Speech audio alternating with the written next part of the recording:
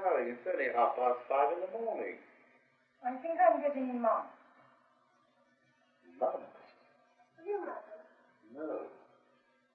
Not now.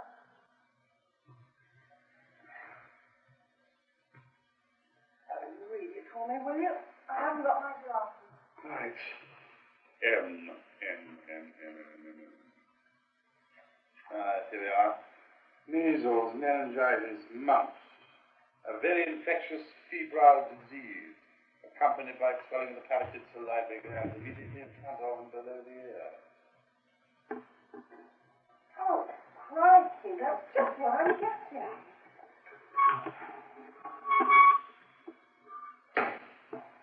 Petra, come here. You get quiet, you know. Oh, down.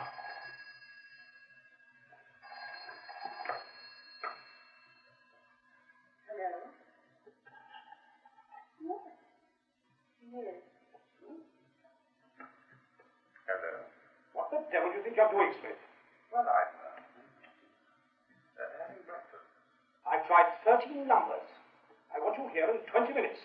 It's only 5:30. 20 minutes, Smith.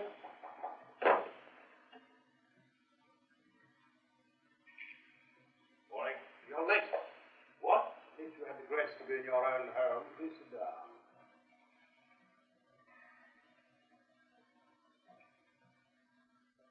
Well, what's happening? I'm supposed to be having a few days off, you know. We're going to have to change our tactics first. The minister's getting anxious. It's understandable. He's committed to the umbrella project, both politically and economically. It's the most ambitious defense mechanism any nation ever thought up. When it's completed, the whole complexion of the Cold War will change within weeks. But already, in spite of the most elaborate security measures, several of its parts have leaked from various factories all over the country.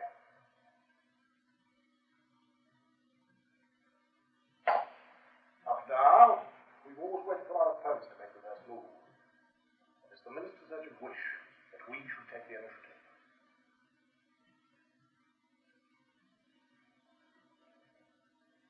Now, we know three things. There's a bunch of international thieves, commonly known as Lexicon, were hired to steal the parts. That Smith's good friend from England, Mr. Charles Lycett, told these people exactly what to look for. The parts have been finding their way through Lisbon to South America, or to be more precise, to the Nazi community at Hohenau in Paraguay. 20 years. Why did it take them so long? That little sleeping beauty. Now, don't get beguiled by fairy tales, sir. So we're planning no far-flung evacs. The problem is more immediate. We can be sure that Lycett is only one of a number of people working for them in this country. We must encourage him to lead us to their top man. What's the attitude of the West German government to all this? They promise full cooperation, Do we take them up on it? if necessary, but not for the time being. From a simple point of professional pride, I'd like us to be the ones to finish this particular job. Is Lycett still in Lisbon? No. He returned to London yesterday afternoon. He was alone. His young wife, Lizette, is still in Amsterdam looking after her father. And we are, of course, watching his every move. Now, I've devised a little plan. I shan't bother you with the details. What about Smith? He's on his way. The plan will go into effect at 12 noon, when Smith is due to meet Lycett for a game of squash.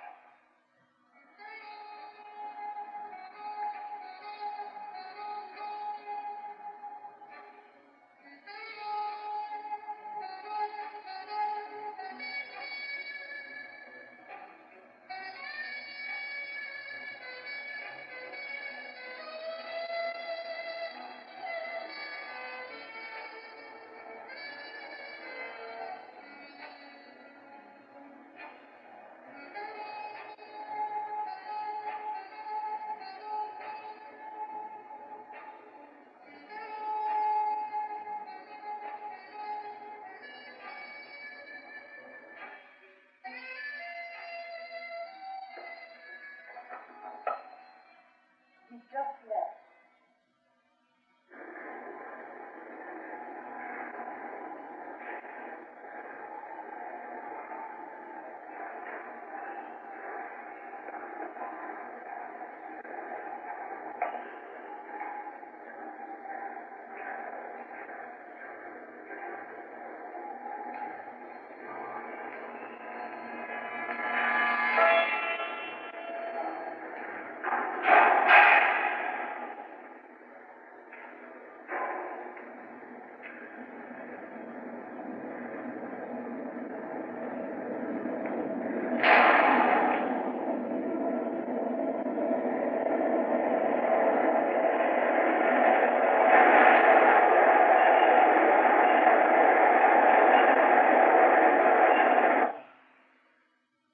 hour ago. He spent the night in the flat of a friend, Miss Petronella Biston. I contacted him there just before you came in. It seems he couldn't use his car, so he went into Warwick Avenue Underground station. He was shot on the platform. He died in the ambulance on the way to hospital. Any witnesses? No one's come forward.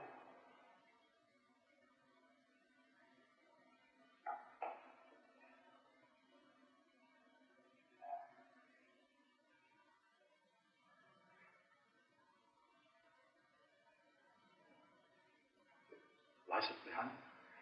Who knows? Poor devil. Morning, Freddie. Morning, Mr. Lyson. You have a good holiday? Yes, excellent, thank you. Good weather, no doubt. Shocking time we've been having here. Have you? I'm sorry to hear that. You must come to Portugal. I'll find you some work out there. Oh, that's very good of you, sir. But I don't think I'd fancy it much. Dear. Why ever not? Well, it's the bullfighting, really, sir. Got rather strong views about it. You needn't worry, Freddie. They don't kill the bull, not in Portugal. Well, that's not the point, is it, sir? It's the humiliation. Man can't live with his fellow man, so he starts taking it out on the beast. Well, you may be right, Freddie. By the way, have you seen my squash opponent anywhere?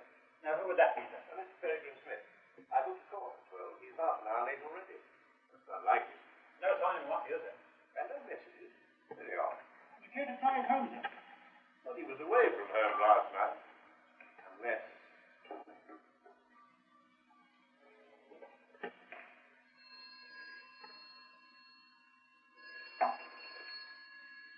Hello? Petronella, my dear. It's Charles. You haven't by any chance got my squash opponent staying there, have you? Charles, thank goodness he phoned. He's dead. What? After he left me, he went to the tube station and someone shot him. I heard the ambulance and I rushed down. He was still alive, but he couldn't speak. Do you know who shot him? Look, I think I'd better come round. Oh. Thanks, Charles. The doctor's given me a sedative. I really prefer to be left alone. Yes, of course. Well, look, if you need me, I shall be stopping at my club for that. All right? Bless you, Charles.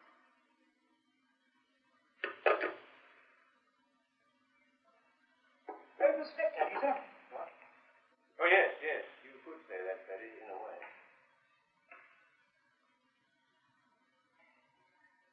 Can't say we had anything in common, but I was beginning to get a certain respect for the poor beggar. Never a beggar, thank God.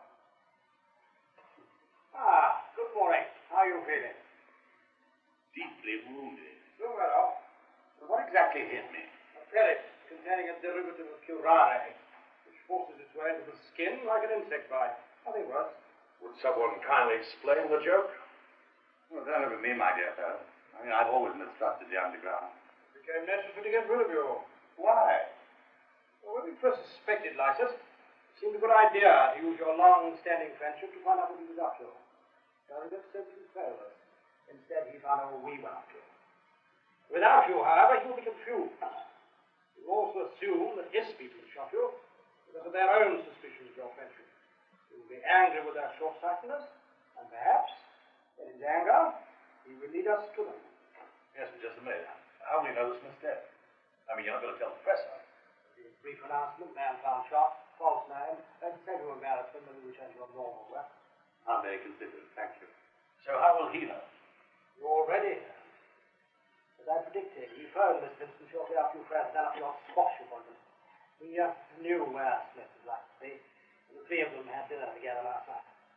Dr. Petro was found at last. She was most cooperative. Just wait till I get my hands on her. Now that won't be for some while, I'm afraid. To all intents and purposes, Peregrine, you are no longer with us. What are we going to do with him? Bury him? I thought perhaps the Orkneys, if you have no objection. The Orkneys? Now, what are you worried about? It'll be more like paradise than the place you'll end up in. Quite so. Oh, there's just one other thing. Lysis will undoubtedly seek confirmation of your death from quarters. I've already had a word with your business people. Both your parents being dead, there's no danger of a leak in that direction. No. If you think there will be. Of course, I do have an aunt in Hazelmere. She's probably forgotten me. In that case, we needn't bother her. Yes? Thank you. Lycett left the squat about 10 minutes ago. Who's talking? West Indian. Name's Wesley. You're assessor, in point of fact. Most dependable fellow.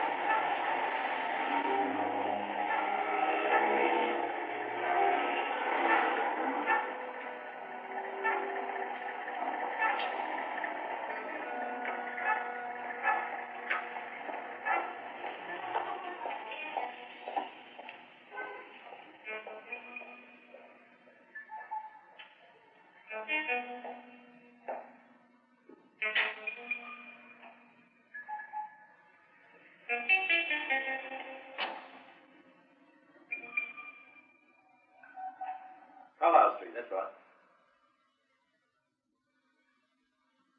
Yes. Who? Right, thanks very much, Bob. Okay, bye-bye. Run by a woman called Mrs. Meadows. She opened it up about 6 years ago. It's a dress shop for smart mothers. That's quite well. Meadows?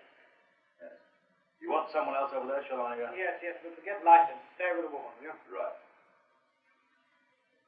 Anne? You know her? Yes, very well. She was Charles's first wife. They met while they were up at Oxford. They've been divorced a number of years now, both remarried. Charles tells me they never meet.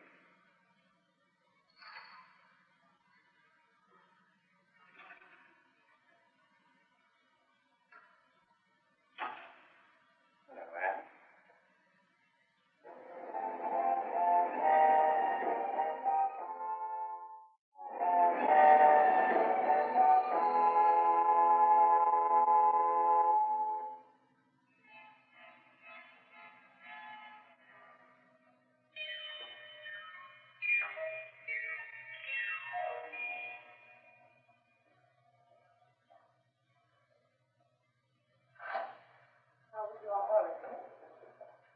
Rather disappointing. Was your wife with you? No. Anyone else? How is Lizette these days? I haven't seen her for some while. She's in Amsterdam looking after her father. How's your husband? You shouldn't have come here. It's one of the rules. Oh, the hell with you. I'm sorry, Anne, I shouldn't have said that. I just have some very bad news. An old friend of ours died this morning. Peregrine Smith. You probably know that already. Yes. Yes. Somebody shot him. And I want to know who. I heard nothing about it. Then find out for me, will you? It's so important. Well, of course it's important. Someone's been damn stupid. And what's the matter with him? Can you tell me? Yes. Charles.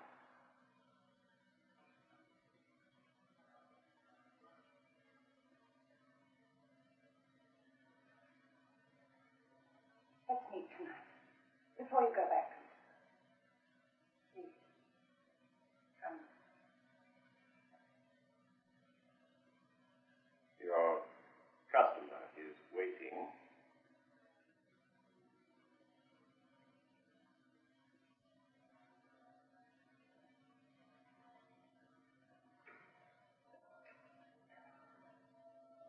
My memory must be going. When she was up at Oxford, she was a fringe member of some facets group. I remember she took Charles along to one of the meetings. He came back with a very joyful account of it. Joyful? What do you mean? Well, it was a joke. Get you married, huh? Well, it was just a phase she was going through. He soon knocked that nonsense out of her. Did they? married for 17 years. Yes, they seemed very happy. The divorce came as quite a shock. What were the grounds? Charles' infidelity. But she knew about his women. He hadn't bothered her for years. So perhaps there was another reason. Huh? Yes, Miss Barry. The car's waiting to take Mr. Smith to the airport, sir. Ah, thank you, thank you. I'm beginning to revise my opinion about that girl. Girl. Mirish. I find she's quite intelligent, and I sense she's not without charm. Never mind about marriage. What about me? I mean, you can't pack me off at a time like this. It's a question of tactics, Smith. The moment calls for a good policeman, nothing more. Mr. Vance will be out of his depth with a man like Charles. He'll be made to look absurd. Your plane leaves in 56 minutes. How long do I have to stay out there? That rather depends. You'll be kept informed.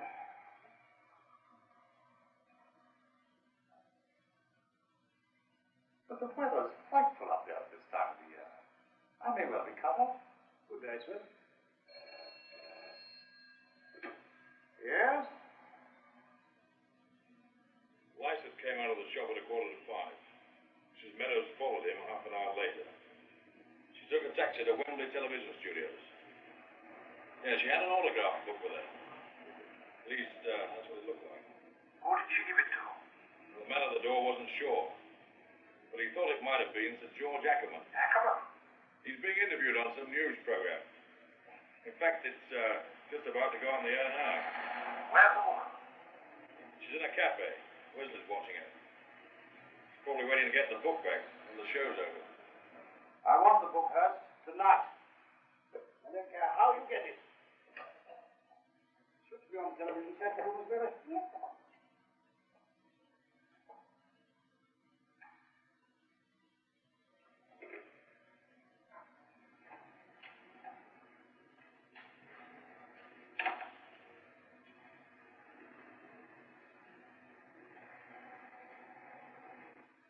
If you want me to be serious for a moment, very well, I shall put on my most solemn face and be serious. I am, by birth, a German Jew, and also for the past 10 years a British citizen. And I say, of course, we are unfair to the Germans. Look, let me illustrate. We see them on holiday in, say, Tunisia, for example. And we say to ourselves, there they are, eating too much, going around together in hordes like at the Nuremberg rallies.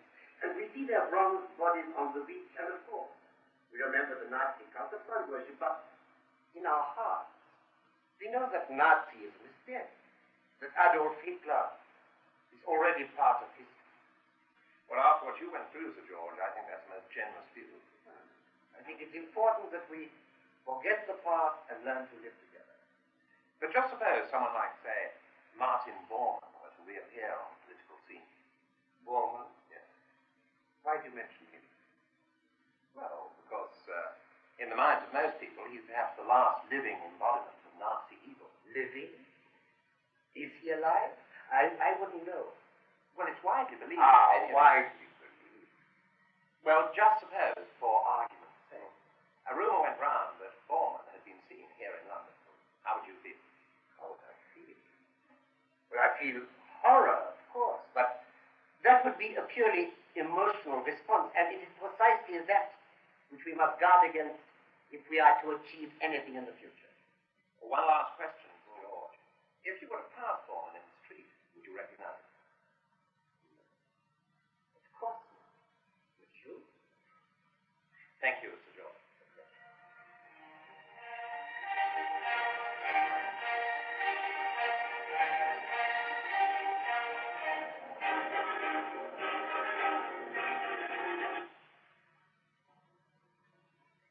Miss Mary, I want all the information you can find me on Sir George Ackerman. Well, I was just leaving, sir. So What? Sir George Ackerman.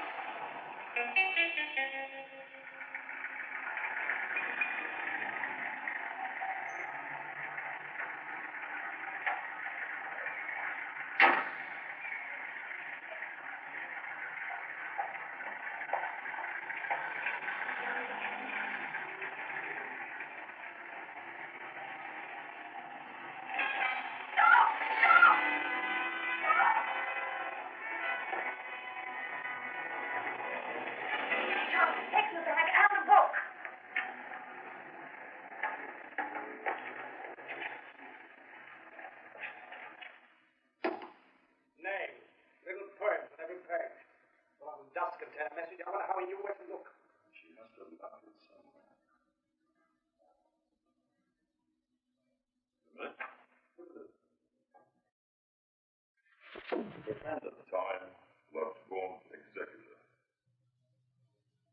That's not Shakespeare. What is it? Robert Graves. Let's sign, God bless. Charlie. Bless it. Take it over to the code room, will you? Right. I want them to work all night if necessary.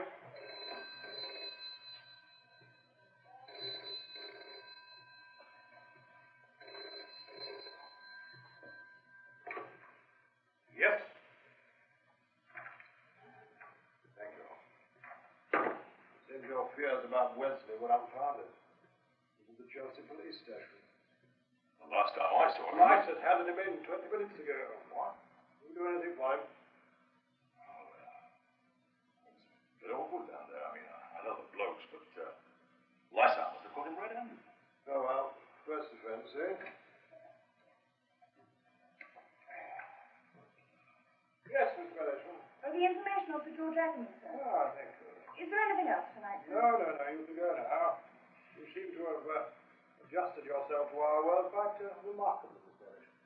Oh, thank you, sir. Be here at 7 in the morning, will you?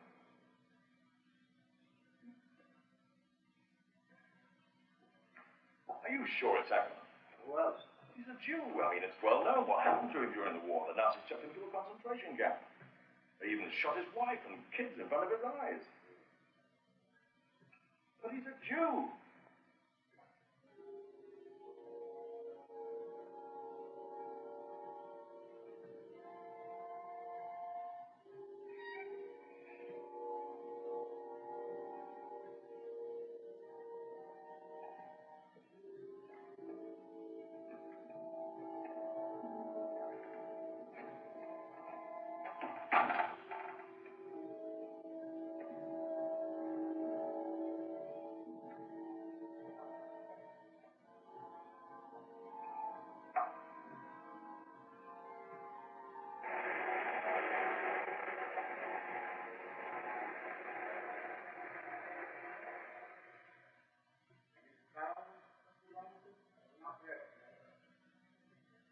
Me so little time, I'm afraid I was unable to prepare for you. And now I'm rather vague about Ackerman's career since he came to this country. Now he's a government advisor on automation, is he not? Yes, he came to this country about 10 years ago. Oh, yes. He soon proved his ability in his dealings with the textile industry. The last government took him up. Recently, he's been making a number of appearances on television. Unfortunately, I have no sense. His image got a little credit, in my view. He's chosen to play the role of the buffoon. Oh, I'm surprised to hear this. I never actually met him before the war. Also, of course, his name was familiar to me. I always understood he was a shy man. I sent him to a place called Burgstadt. Oh, yes. It was a small camp. Not one of the worst. The Nazis had a certain respect for him. In fact, they would dearly have laughed to use his idea. Who's the commandant at Burgstadt? Oh, a man called Chrysler. I have here somewhere. Yes, he was sentenced to life imprisonment, but he received a pardon, like so many. That Rolf Günther, Eichmann's deputy, presumed dead in many post-war publications, but it's not true, of course.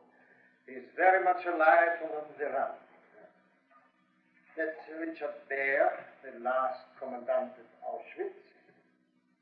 That's Martin Bormann.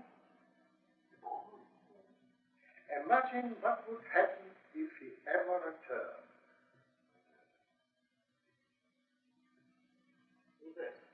Oh, that was an interesting man.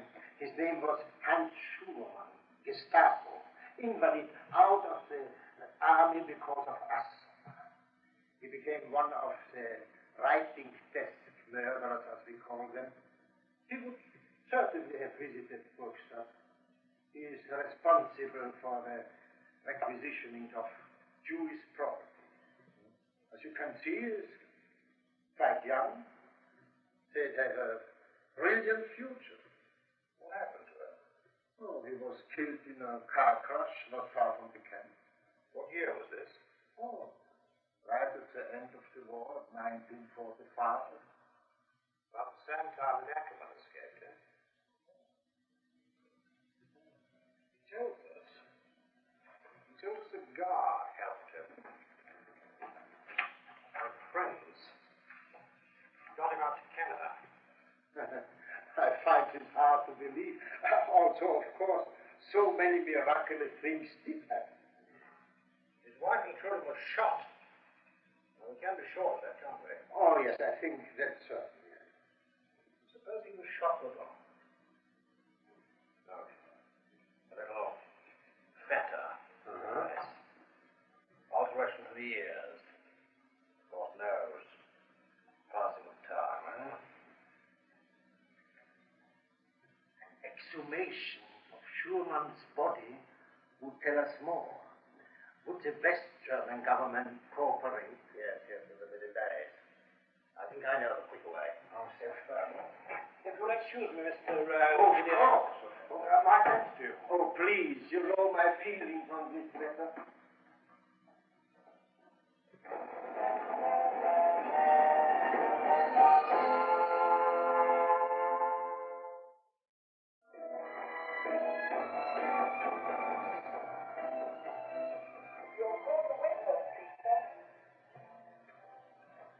Thank you, Miss Bellis.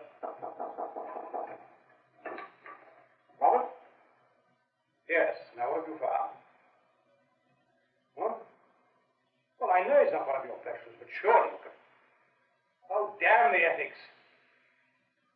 All right, then. What's your opinion? I mean, you've seen him on I see. Well, that's all I wanted to know. Thank you. Thank you, Robert. Bye. Good morning. Good morning. I've just come from the code room. The poem contains an address, the Rua de Santa Barbara. It's a street in Lisbon. I've checked it on the map. No number? Well, they think that might be in the date. 23, 10, 50. 23, the number of the house, 10, the date. Today's the 8th, it could be in a couple of days' time.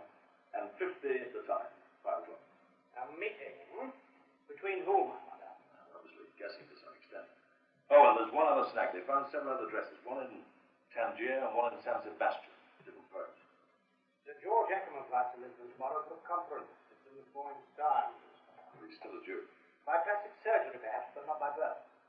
I think his real name is Hans Schurman. By the age of 30, Schurman was holding a key administrative post in the Nazi party. He was known to have visited the camp where Ackerman was imprisoned. He missed the army because he suffered from asthma. Now, I just received a medical opinion that our friend Ackerman has the same complaint. But that doesn't prove anything. I appreciate it doesn't satisfy your policeman's mind, Hurst, but it's enough for me. Now we must move fast. We'll get to Lisbon tomorrow. Well, this afternoon. Contact Captain Maldonado of the Portuguese police. I'm speaking to him later this morning, so it's fully informed. Yeah, well, just a minute. This meeting between Ackerman and who else? Martin Bormann, perhaps? Bormann. But if he came back to Europe with power, Precisely. One last thing, Hurst, before we go. If you would have passed Bormann in the street, would you recognize him? I don't know. I suggest you study photographs. Good day, Hurst. Good day.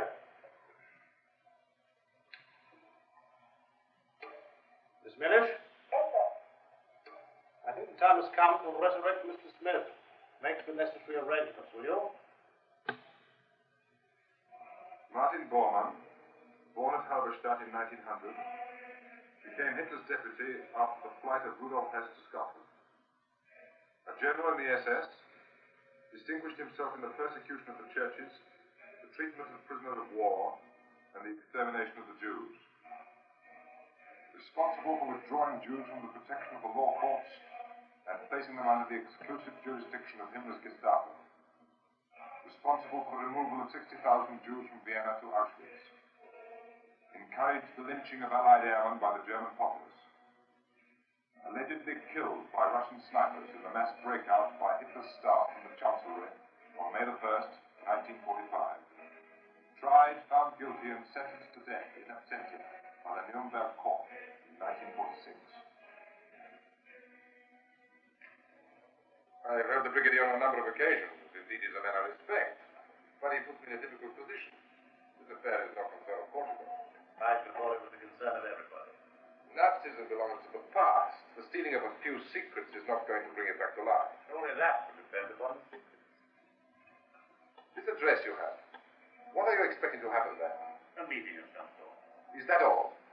I really don't know, Captain. When did you turn up then? Might I introduce my colleague, Mr. Haas, Captain Maldonado? Oh, well, we've already met. Earlier this morning. Please sit down. Thank you. Have you been successful in your inquiry? Yes. Number 23, Rua de Santa Barbara, was left at Charles Lysart about a fortnight ago. I've been up there and had a look at it. It's up near the old Arab quarter. Handy for the quayside if anyone arrives by ferry. And you're expecting the meeting to take place at 5 o'clock tomorrow morning? Yeah, well, we can't be sure of that. Is Charles in Lisbon? Yep, he arrived last night. Went straight to his villa in Estoril. So all we can do now is wait. Maldonado. Ben. Since your friend Ackerman is expecting a visitor at the Ritz Hotel, he just sent down for a tray of drinks. 2 glasses. So we can. So you've been watching all the time. Go on.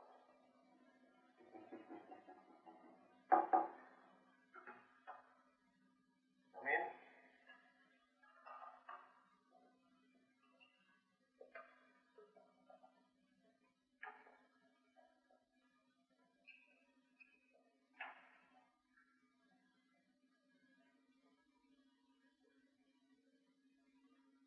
How did you come into the hotel? Main door. Should have used the back. I always find back doors so much more conspicuous, Herr Ackerman. I'm sorry. That was so trivial. Thank you.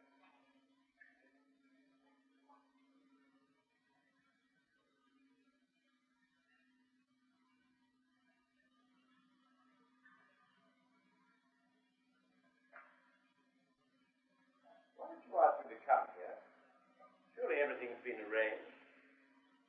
I thought this might be useful. Oh, thank you.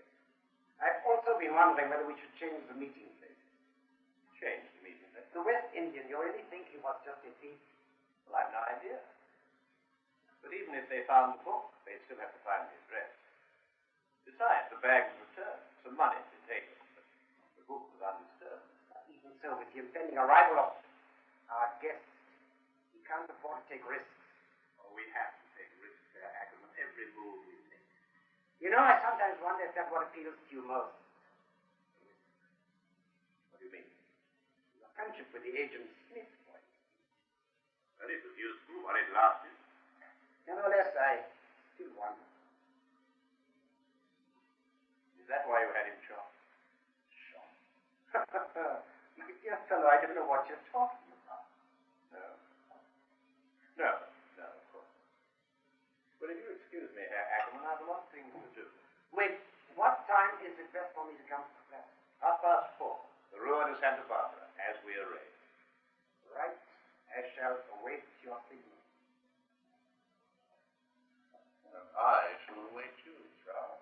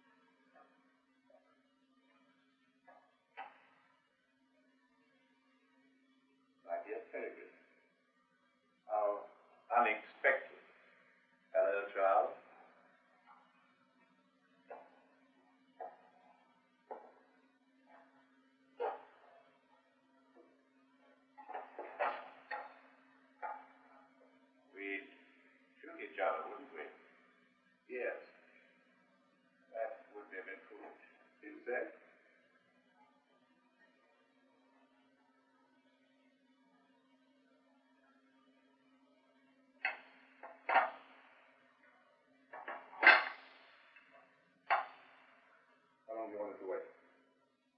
Will everyone get here? No, I believe it was long before that fascist meeting at Oxford. In fact, I think it started at Eton, on those magnificent playing fields. It was a dream to make up for the shabbiness I could see everywhere around me. Eton is a natural breeding place for such dreams. But it's tolerant of that shabbiness, and sometimes even compassionate. Do you really believe that, Bertie? Don't you think we're the same, you and I? And that when we left Eton, we left behind its tolerance, and we couldn't face what we saw. So we had to find ourselves some sort of a fiction. Yours was to become an adventure, cool boy's hero, with all the absurdity that goes with it. And mine was to follow a dream of a world in which only the best survive. Underneath, I think we really believe in the same thing.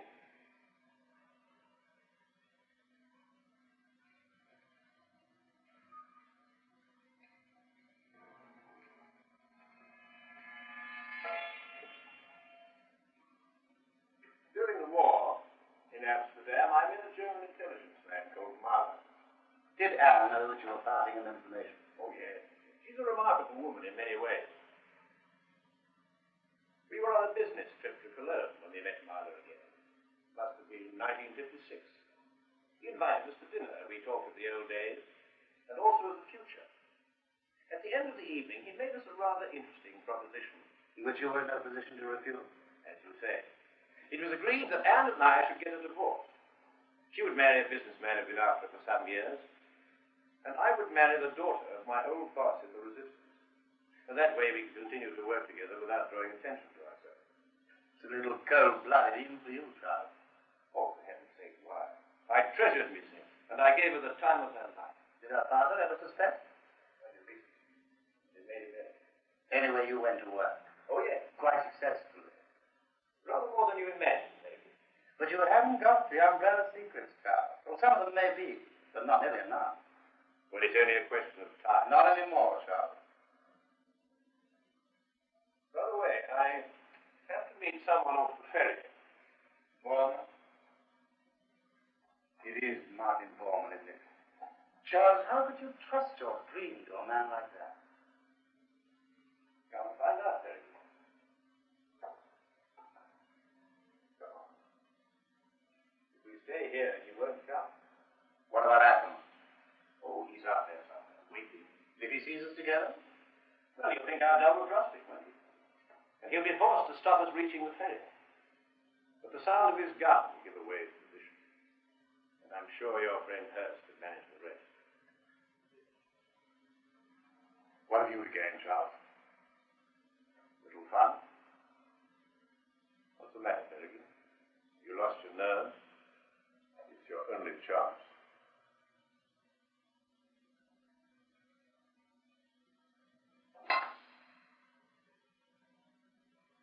Very well, Charles.